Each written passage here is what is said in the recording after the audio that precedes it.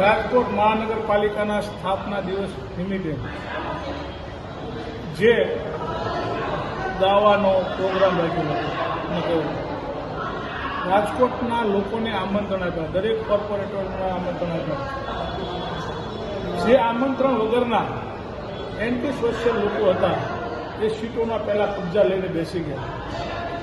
એને કબજા લીધા એનો કોઈ વાંધો નથી, બીજા લોકો ઉભા રહે જો એ વાંધો નહીં, જોવો જેને જોવું છે એ જોવાના.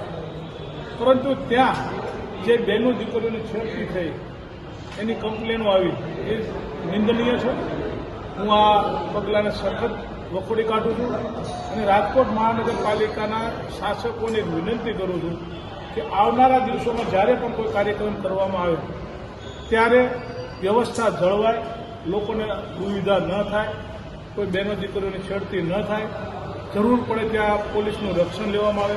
આ તમામ પ્રકારના પગલાં લીધા પછી કાર્યક્રમ કરે એવી હું રાજકોટ મહાનગરપાલિકાને પણ વિનંતી કરું છું. મારપીટના જે વિડીયો આવ્યા છે એન્ટી સોશિયલ લોકોનું કામ છે, એ કામ કરવાના છે, પણ ક્યાંક ને ક્યાંક શાસકો અને પોલીસ તંત્ર નબળું પડ્યું છે એ સાબિતી છે.